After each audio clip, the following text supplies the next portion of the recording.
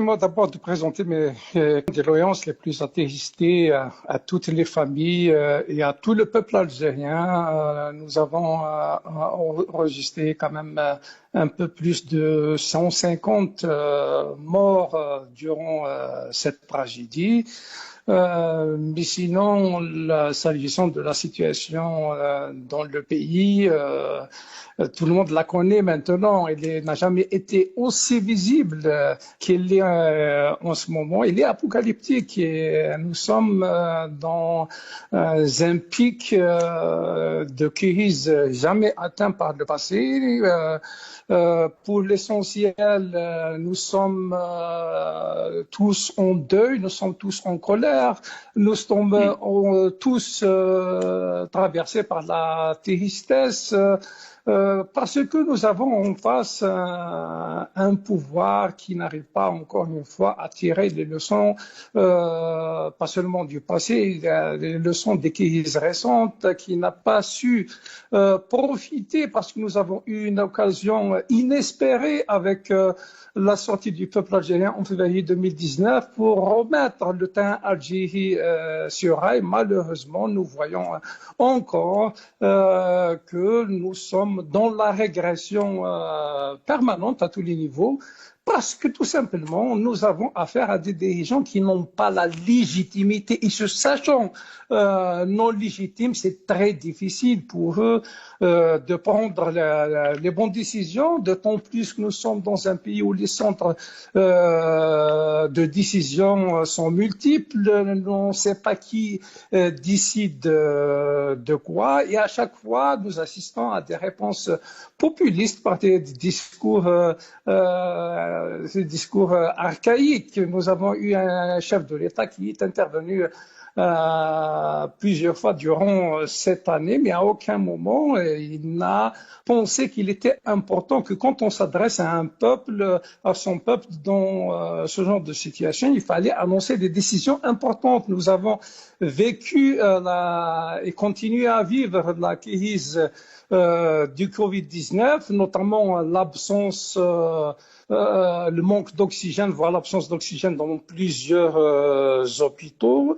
Il n'a rien trouvé de mieux que de nier cette réalité au lieu d'annoncer en tant que chef de l'État une décision du genre de débloquer un budget d'un certain nombre de millions d'euros pour doter les hôpitaux rapidement en concentrateurs et en générateurs. Il est resté spectateur face aux initiatives que prenaient les citoyens, parce que nous avons vu que c'est les citoyens qui se sont mobilisés avec leur peu de moyens pour doter nos hôpitaux de concentrateurs et de générateurs d'oxygène, de beaucoup d'autres médicaments, et juste après avec les feux de forêt qui sont intervenus depuis maintenant près de 5 jours. Là encore, même si nous l'avons alerté à temps. Ils ont attendu plus de 24 heures avant qu'un officiel ne s'exprime.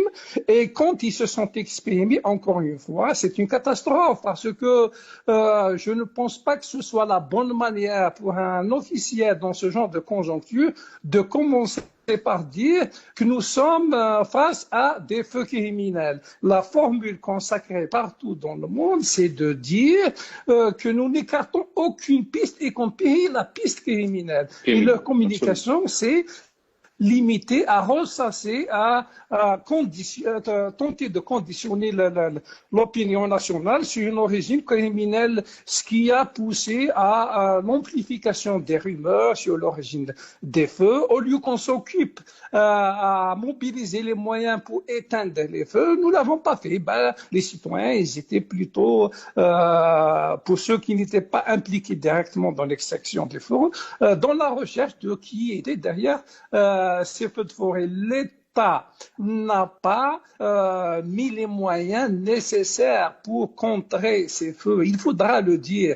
Ce n'est pas une affaire de complot. Moi, je ne crois pas au complot à grande échelle. Il n'y a aucun pouvoir dans le monde qui va vouloir arriver à ce genre de situation, même si je sais très bien qu'il y a beaucoup de manœuvres. Les manœuvres, malheureusement, souvent, elles déraillent, ils échappent au contrôle.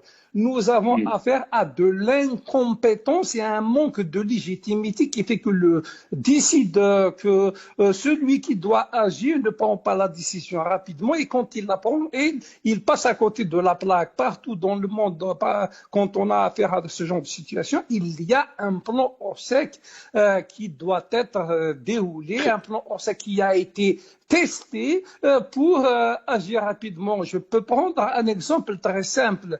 Quand on voit ce qui s'est passé dans la commune de l'Arba'a, moi je ne comprends pas comment on a laissé le commissariat de l'Arba'a en sous-effectif. Il fallait très rapidement multiplier les effectifs de ce commissariat parce qu'il y a un afflux des populations des 48 wilayas qui sont venus pour aider à éteindre les feux, qui sont venus pour ramener des vivres aux populations. Tout ça présageait qu'il pouvait y avoir un certain nombre de problèmes de sécurité qui, dans le cas où on avait affaire à des responsables, devaient les pousser, en tout cas, à multiplier ce genre d'effectifs. Il fallait très rapidement, parce que nous n'avons pas les moyens aériens pour intervenir dans ce genre d'incendie, il fallait solliciter l'aide internationale. Et ça n'a pas été fait. Ils ont attendu 3-4 jours pour solliciter cette aide internationale.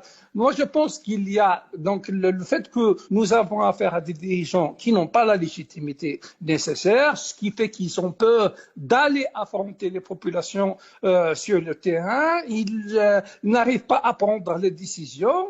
Bien sûr, rajouter à cela une incompétence qui maintenant s'est généralisée au niveau de tous les centres de décision et au niveau de toutes les structures de l'État.